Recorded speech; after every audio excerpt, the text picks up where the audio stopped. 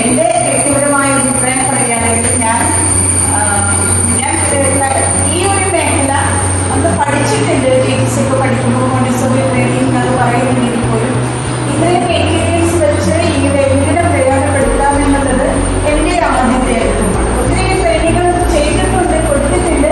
പക്ഷെ അതിന് നല്ല വ്യത്യസ്തമായ മറ്റൊരു ട്രെയിനിങ് രീതിയാണ് എനിക്കിവിടെ കാണാൻ വേണ്ടത്. സത്യത്തിൽ എങ്ങനെ ഞാൻ അഡ്മിറ്റ് ചെയ്തതെന്ന് വെച്ചാൽ എനിക്കതറിയില്ല.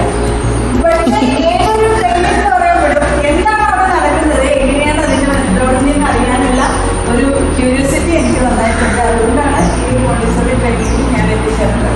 എന്തായാലും ഒരു പുതിയ അനുഭവം, പുതിയ വ്യത്യസ്തമായൊരു ട്രെയിനിങ് രീതിയാണ് എനിക്ക് പറ്റിയെടുക്കാൻ വേണ്ടത്. മോണ്ടിസോറി കഴിഞ്ഞ ജോലിക്ക് കയറുന്ന ടൈമിലാണ് ഞാൻ ട്രെയിനിങ് അറ്റൻഡ് ചെയ്യുന്നത്. എന്നെ സംബന്ധിച്ച് ട്രെയിനിങ് കഴിഞ്ഞപ്പോൾ തിരിച്ചാ ഒരു ഗവൺമെന്റ് സ്കൂളിൽ വർക്ക് ചെയ്യുമ്പോൾ എനിക്ക് ഭയങ്കര ബുദ്ധിമുട്ടുള്ള ഫീൽ ചെയ്തു. പക്ഷെ അവിടെ അതിൻ്റെ കൂടെ തന്നെ നമ്മൾ ലാംഗ്വേജ് ഏരിയയിലേക്ക് ഇറങ്ങി ഒരുപാട് നമ്മുടെ സൗണ്ട്സ് ഒക്കെ പോയിട്ട് ഈ ഒരു മെത്തേഡ് കൂടി അവിടെ ഭയങ്കര യൂസ്ഫുൾ ആയിട്ട് തോന്നുന്നുണ്ട്.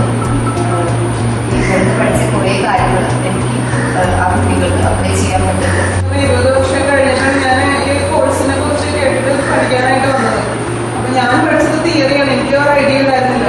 ഇവിടെ വന്നപ്പോഴാണ് മോണ്ടിസോറി ക്ലാസ് എങ്ങനെ സെറ്റ് ചെയ്യണമെന്നും പിന്നെ അതിൻ്റെ മെറ്റീരിയൽസ് എങ്ങനെ ഉപയോഗിക്കുന്നത്. സത്യം ആ മാറ്റ് പോലും മടക്കാനും കയറി ഇവിടെ വന്ന് ട്രെയിനിങ് കിട്ടി കഴിഞ്ഞപ്പോഴാണ് ഞങ്ങൾക്ക് മനസ്സിലായത്.